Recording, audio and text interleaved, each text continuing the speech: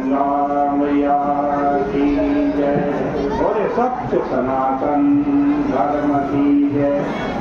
बोले सियापति रामचंद्र भगवान की जय। पतित पावनी कलिमलहारिणी मंगलकारिणी मोक्षदायी माँ गंगा मैया का ये पवित्रतम तीर्थ हर की पैड़ी ब्रह्मकुंड है। श्री रामचरितमानस से बड़ी सुंदर चर्चा श्रवण कर रहे थे। देखो हमारे जीवन में अनेक समस्याएं आती हैं, लेकिन रामचरितमानस में गोस्वामी तुलसीदास जी ने समस्याओं के संदर्भ में एक नई परिभाषा करते हुए मानो बताया कि हम मार्ग में आने वाली समस्याओं से अपनी परिस्थिति से भले ही विचलित ना हो। हमारे ऊपर दुख आए, कष्ट आए, समस्याएं, उससे हम भले ही विचलित ना हो, पर हमारा प्रिय, हमारा आश्रित जो हमारे आश्रय में या समाज में दीन से दीन माने जाने वाला व्यक्ति भी यदि दुखी दिखाई देता है और उसके दुख को देखकर हमारी आंखों में आंसू आ जाता है, तो यही क्या है? यही संतत्व है। वस्तुतः यही राम राज्य है। राम राज्य का मतलब दूसरे के दुख को देख करके हमें पीड़ा हो, हमें कष्ट हो, हम उसका दुख दूर करने का प्रयास करें। यही राम राज्य का मूल स्तोत्र है। देखो रामचरितमानस में वर्णन आता है कि सुमंत जी ने जब महाराजा दशरथ जी का प्रस्ताव आज राम लक्ष्मण सीता जी के सामने दोहराया, जब वो वन में जा रहे थे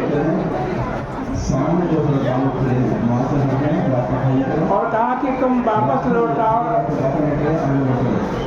राजा ने हमें ये आज्ञा दी है कि इन तीनों को वन में घुमा करके फिर वापस ले आना। और कहा यदि राम और लक्ष्मण न माने तो हमारी बहू सीता जी को तो जरूर वापस ले आना। और जब सुमंत जी ने ये सब कहा तो सीता जी ने जो उत्तर दिया वो बड़े काम का। उन्होंने जो बात कही वह सबके लिए।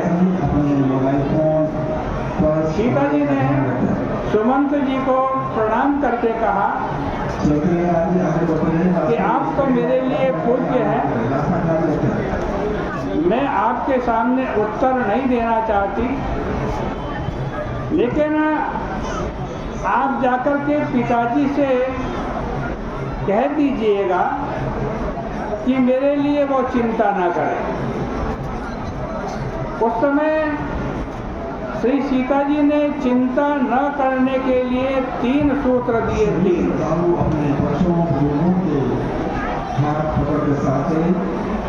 और वो 3 सूत्र व्यक्ति के जीवन पथ में आने वाली समस्याओं के संबंधित है। क्या कहा सीता जी ने?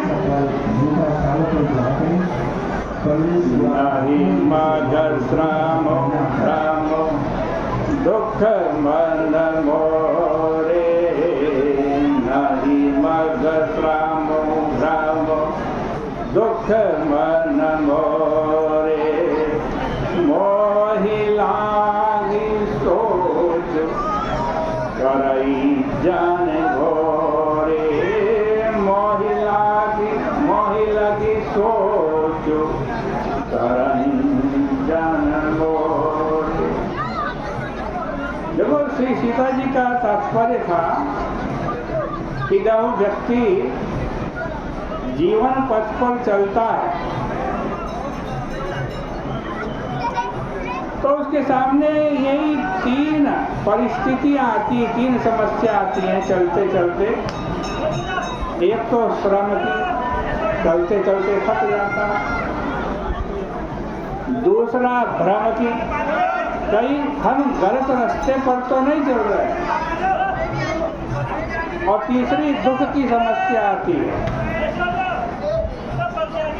देखो भ्रम की समस्या का तात्पर्य है कि कभी कभी व्यक्ति के लिए यह निर्णय करना कठिन हो जाता है कि जीवन के लिए सही मार्ग कौन सा है, हम जिस मार्ग पर चल रहे हैं वो सही है या नहीं।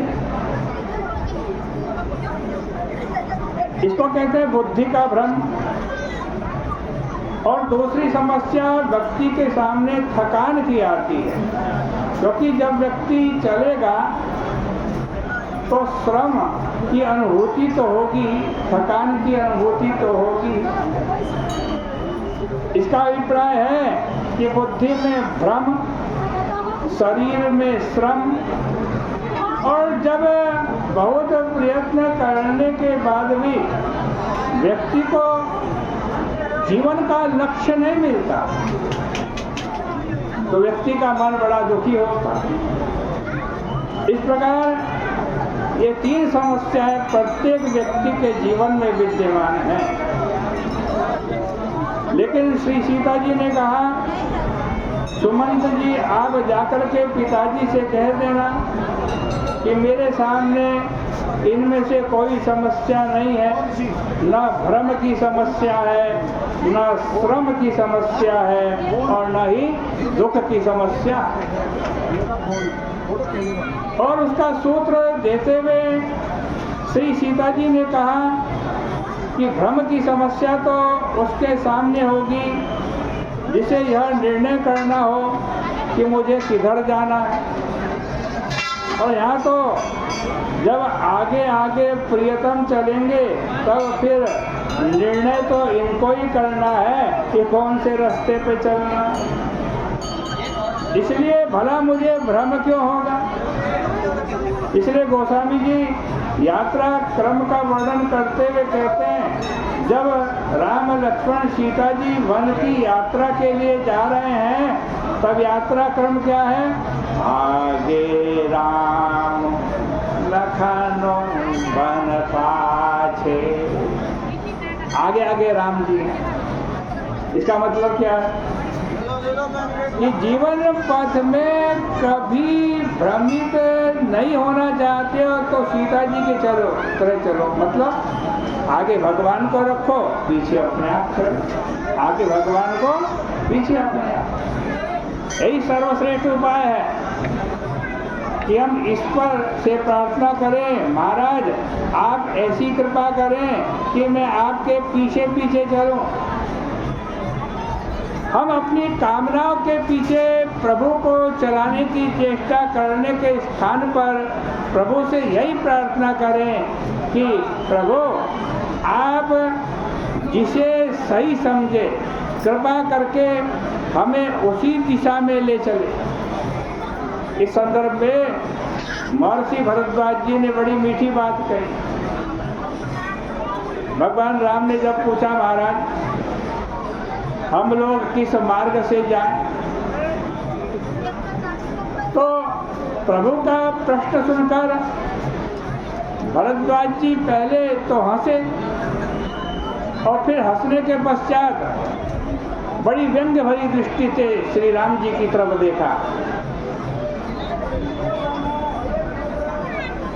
मानो जानना चाहा कि मार्ग के विषय में तुम जो प्रश्न कर रहे हो प्रभु, वो किसके लिए कर रहे हैं? ये तुम्हारे लिए प्रश्न है या सीता जी के लिए प्रश्न है या लक्ष्मण जी के लिए प्रश्न है? किसके लिए प्रश्न है? या निषाद राज जो आपके साथ चल रहे हैं उनके लिए प्रश्न है? वस्तुतः मुझे तो लगता है कि यह प्रश्न किसी के लिए भी ठीक नहीं है, क्योंकि अगर आप कहें कि निषाद राज के लिए है तो भाई निषाद राज तो स्वयं मार्ग दिखाने के लिए आए हैं, और जो व्यक्ति स्वयं मार्ग दिखाने आया है उसे भला मार्ग दिखाने वाले की क्या आवश्यकता? इसलिए इस विषय में प्रश्न ठीक नहीं है। और अगर श्री सीता जी को मार्ग दिखाऊं तो प्रश्न यह है कि क्या वो मेरे द्वारा दिखाए गए मार्ग पर चलेंगी? क्योंकि ये तो अपने मार्ग का, अपने लक्ष्य का निश्चय स्वयं करके आई है।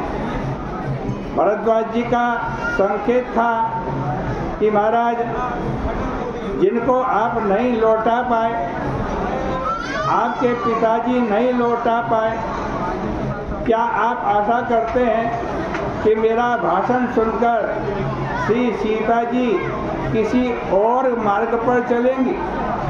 श्री सीता जी ने स्वेच्छा से तप, त्याग और सेवा का जो मार्ग स्वीकार किया है, मुझे विश्वास है कि उसे वे कभी नहीं छोड़ेंगे। इसलिए श्री सीता जी के विषय में यह प्रश्न उचित नहीं लग रहा है। और यदि आप लक्ष्मण जी के विषय में कहें तो प्रभु मैं तो यही कहूँगा कि इनके मार्ग बताने से बढ़कर, इनको मार्ग बताने से बढ़कर कोई भूल नहीं होगी, कोई बड़ी भूल नहीं होगी।